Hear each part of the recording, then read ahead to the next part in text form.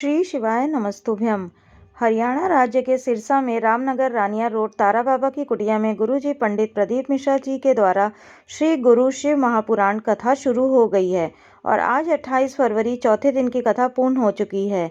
यह कथा 7 दिवसीय शिव महापुराण कथा है जो कि 25 फरवरी से 2 मार्च 2024 तक आप आस्था चैनल के माध्यम से देख सकते हैं। आज की कथा में गुरुजी ने 2 बिल्कुल नए उपायों की जानकारी दी है। पहला उपाय उन्होंने बताया है जिसमें जीवन से पितृ दोष से जुड़ा हुआ परेशानियों को दूर करने वाला उपाय बताया है। साथ ही साथ दूसरे उपाय में उन्होंने 45 दिन में अपने जीवन में उन्नति और सफलता प्राप्त करने का बिल्कुल सरल उपाय बताया है जो कि आप घर पर कर सकते हैं। आज की कथा में गुरुजी ने बताया कि स्कंद पुराण के काशी खंड में यदि आप पढ़ेंगे तो उसमें वर्णन आपको मिलेगा कि शिव जी को ज्योतिर्लिंग कहते हैं। केवल 12 ज्योतिर्लिंग में जो ज्योतिर्लिंग है उन्हें ज्योतिर्लिंग नहीं कहते, बल्कि किसी शिवालय में, किसी शिवलिंग में आपके द्वारा बनाए गए पार्थिव लिंग में भी ज्योति होती है, इसलिए वह भी ज्योतिर्लिंग की गणना में आता है। जितने ज्योतिर्लिंग और शिवालय हैं दुनिया में, उनमें सबसे महत्व क्या है तो शाम के समय प्रदोष काल की जो आरती होती है, जो किसी किसी मंदिर में होती है, तो यदि आपको मौका लग जाए तो शिव जी के मंदिर में, चाहे वह भस्म आरती हो, मंगला आरती हो, प्रदोष काल की आरती हो, शयन आरती हो या कोई भी आरती हो, तो आपको एक नियम बनाना है।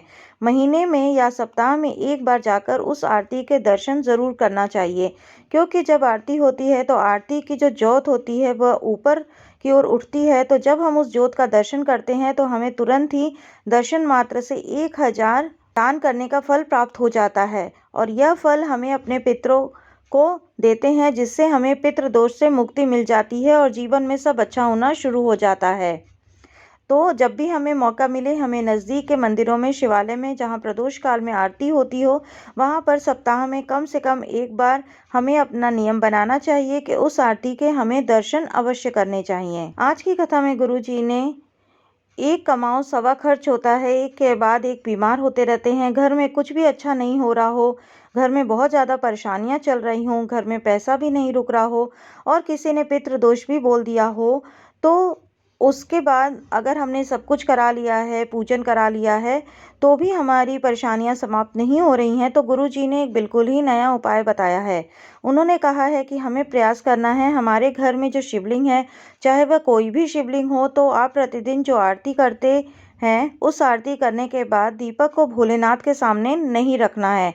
मतलब गुरुजी ने कहा है कि यदि आप प्रतिदिन आरती करते हैं तो आरती करने के बाद जो दीपक है वह आपको भोलेनाथ के सामने, जो घर में शिवलिंग है वहाँ पर नहीं रखना है। उस दीपक को आपको रसोई में, जहाँ पर आप पानी भर के रखते हैं, उस पानी के परिंदे के पास उस दीपक को जाकर रख देना है, क्योंकि वह स्थान पितरों का स्थान होता है। और केवल 1.5 महीने यानी कि 45 दिन तक आप ऐसा करेंगे। 1.5 महीने तक यदि आप लगातार ऐसा करेंगे तो आप उन्नति की तरफ बढ़ना शुरू कर देंगे। गुरुजी ने कहा है कि इस उपाय को करने के लिए आपको कहीं जाने की भी ज़रूरत नहीं है। आपको अपने घर पर ही, अपने घर के शिवलिंग की आरती करने के बाद अपने घर के किचन में, मतलब रसोई घर में, दीपक को रखकर यह विशेष उपाय करना है। यह उपाय बहुत ही सरल तथा आसान है, जिसे आप किसी भी दिन से शुरू कर सकते हैं। आप आरती कभी भी कर सकते हैं। सुबह के समय यदि आप कर रहे हैं तो भी ठीक है, और यदि सुबह के समय नहीं कर पा रहे हैं, शाम के समय यदि आप आरती कर रहे हैं, तो आरती पूरी करने के बाद वह दीपक को आपको रसोई घर में पानी के पात्र के पास जाकर पितरों के निमित्त रख देना है। बस आपको इतना ही करना है। यह नियम आपको 1.5 महीने तक लगातार बना के रखना है, यानी कि 45 दिन तक आप यह प्रयोग करके देखिए। आपको खुद ही उन्नति नजर आएगी, आपके घर में परेशानियां दूर होंगी, घर में बरकत देखने को मिलेगी। यदि आपको आज की जानकारी उपयोगी लगी हो तो कमेंट में हर हर महादेव अवश्य लिखें।